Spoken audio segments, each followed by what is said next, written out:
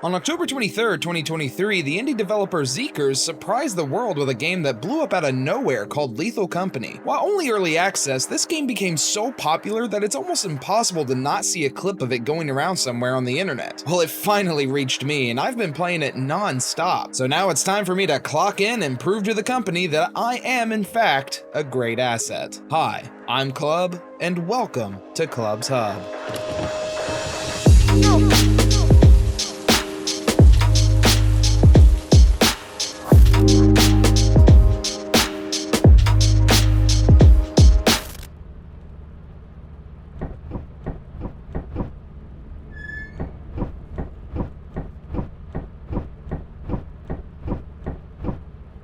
Hey, Bird, there seems to be an enemy coming your way. Bird? Bird? This game is hilarious. You open this door, B3. Yeah, I got you. A lot of the joy of this game comes from the people that you play with and the fact that there's proximity chat, basically meaning that you can only hear people as they get close to you or if they're still alive. This leads to a lot of hilarious moments of people's voices getting cut off as they die, or hearing someone from very far away getting closer to you or leaving the area as their voice fades in and out.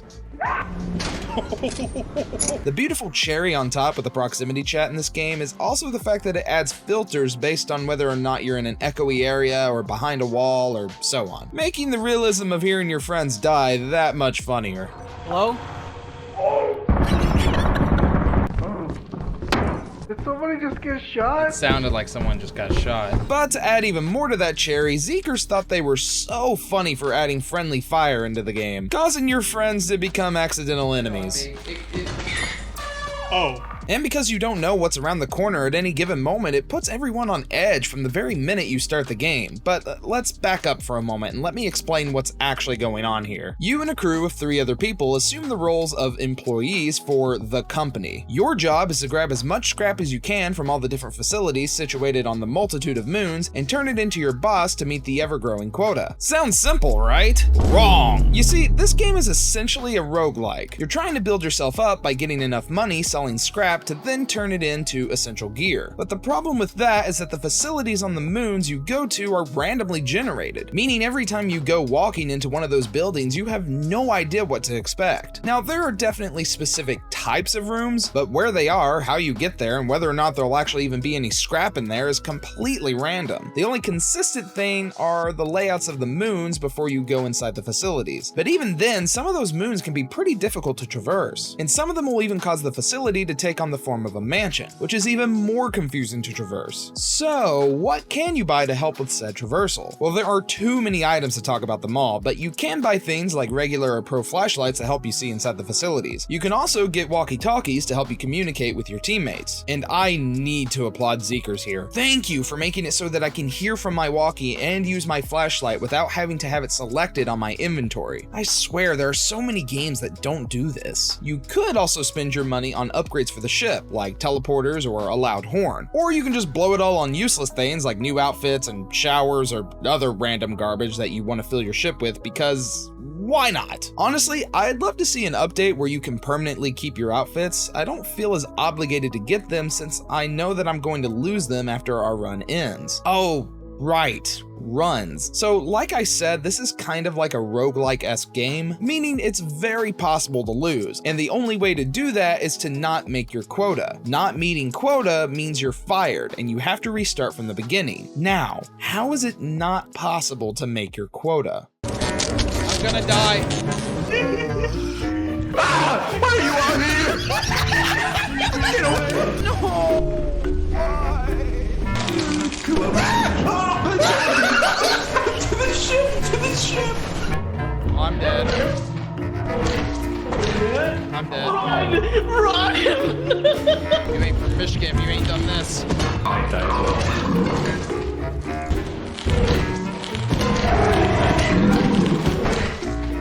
Monster's coming, monster's coming. Here it comes, here it comes, here it comes.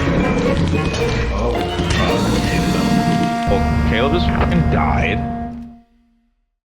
Oh yeah, did I fail to mention that this was a horror game? I assume most of you knew that, but yes, this game is a survival multiplayer horror game, which means a ton of monsters. Thankfully, it is possible to fight some of these off with a shovel, but most of the time you're gonna want to run away, especially after update 45, where Zeekers took out the ability to kill certain enemies while standing on rails. How dare you? That was my only viable way to kill anything and look cool in front of my friends. Anyways, let's run through all the monsters you can die from easiest to hardest. First, we have the Spore Lizard. This thing is ugly as sin and makes some scary noises, but he's actually just as scared of you as you are of him. He'll back off after just a few seconds. Sometimes he'll let out spore, but just don't stand in them and you'll be fine. Next is everyone's favorite, the Hoarding Bug. These funny little guys just want your stuff and want to take them to their nest. If you give them something, they'll usually leave you alone. But if you get too close or you take an item away, well, I hope you're ready for a swift death. The Hygro Deer, or the Blob as everyone calls it, is a slow-moving, blob that moves towards the closest person or sound source. There are 0 ways to kill them, but because they're so slow, you can usually juke them around a corner, or you can just tank the damage and try to jump over them. The Spider was one of those enemies that I used to be able to take down no problem by cheesing it, but now that that's been patched, your best bet is to avoid it or run backwards and smack it at the same time. One small slip and you're dead though, so maybe just avoid them. Snare fleas are sneaky little things that like to hide on the ceiling and then drop down and give your face a hug until you die. Unfortunately, you drop all your stuff when it grabs you, but if you can somehow manage to grab your stuff while it's around your face, you can smack it with a shovel to save your own skin. Baboon hawks are creatures that spawn outside the facility, that as long as you meet or exceed player to baboon hawk ratio, they'll back off, but as soon as they have more than you, prepare to get jumped. Circuit bees are a fun one because it's one that I'm actively seeking out. They spawn on a hive that you can actually sell, and these hives sell for a ton. The only problem is they won't let you take it without a fight, and I haven't really nailed down a strategy that doesn't involve me or someone else dying, so yeah, sacrifices must be made in order to please the company. Earth Leviathans are giant worms that will pop out of the ground outside of facilities and kill you in one hit. Your only warning is a sound it makes and debris crumbling underneath you, which is your cue to run in the opposite direction. If you don't, well, you'll quite literally be worm food. Okay, now it's on to the really tough enemies. First, the Thumper. This thing is loud and fast, and if it sees you before you see it, it's too late. This thing loves to charge you. Because of that, it has 2 weaknesses. It really likes to run in a straight line, and if you do manage to hit it, don't stop because it's really weak to getting stun locked. Really, it's more of a matter of catching it first. The eyeless dogs are the bane of everyone's existence. Their whole thing is they work off of your proximity chat, which means you need to crouch walk, turn comms off, don't drop anything, and you should be fine. They literally can't see, so as long as you stay quiet, you'll be fine. Caleb, we're over here. Over here, Caleb. Over.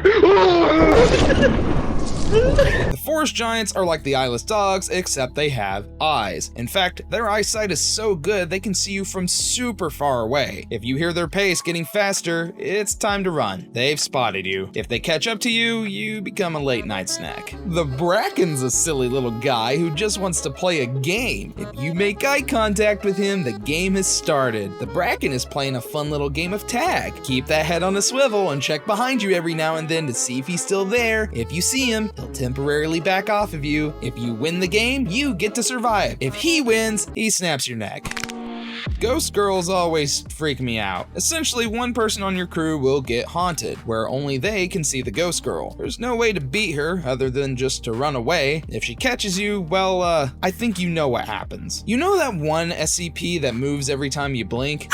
That's basically what the coil heads are. You have to constantly keep an eye on them or else you will die. Best to have someone else do that while you make a run for it. They'll be fine. Last and most certainly least are the jesters. If you see these, leave like right now. When they spot you, they'll start playing their music, and once their song is done, they go on a killing spree, killing everything that's still breathing in the facility. When you see one of these, at that point, it's not even worth it. And of course, I can't forget the new addition missions added in Update 45. This introduced the Nutcracker and the Mask, the former being a giant mechanical, nutcracker that walks around and fires a shotgun at you if they see you. They're also kind enough to give you the shotgun if you defeat them. And the Masked is an enemy that I haven't encountered yet and have zero desire of making that a reality. But essentially, they have the ability to attach themselves to your friends, killing them and then using their body to attack you. Listen, I've played enough Majora's Mask to know that's a no-go. But the monsters are not the only danger in the game. You also have landmines, which will detonate on impact, turrets that will lock onto you and kill you practically immediately. Sometimes you'll die from your lack of parkour skills, or failure to notice quicksand, or there may even be pieces of scrap that make noises to attract the attention of nearby monsters. There are so many ways to die in this game. Heck, your boss will kill you if you ring his bell too much. But hey, if you're too scared to die or you just want a more commanding job, you could always take up the role of the guy in the chair. There's a computer on your ship that allows you to see your teammates, enemies, closed doors, turrets, mines, and even scrap. And you can be their eye in the sky and tell them where they need to go to find all the good stuff. Unless you're too slow and get them dead like some of my friends. Me personally, I'm more of a blaze of glory kind of guy. I dive in head first and get as much scrap as possible, which doesn't always come back as a positive return whenever I walk in and die immediately. This game is just way too ridiculous and so much fun, and that fun has already garnered a pretty active fan base and modding community, and have gone to great lengths to add tons of new additions to the game, like the ability to play with more than 4 people, or new cosmetics, or even more in-depth mods, like the Skinwalker mod that makes all monsters copy the voices of your friends.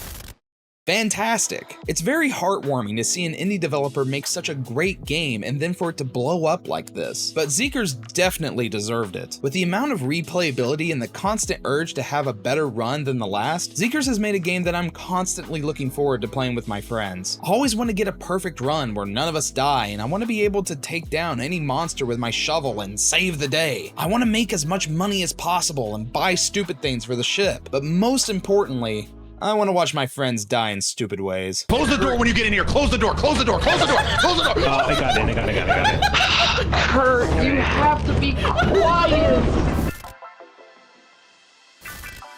But where does this game end up on my ranking? Let's spin the wheel and find out.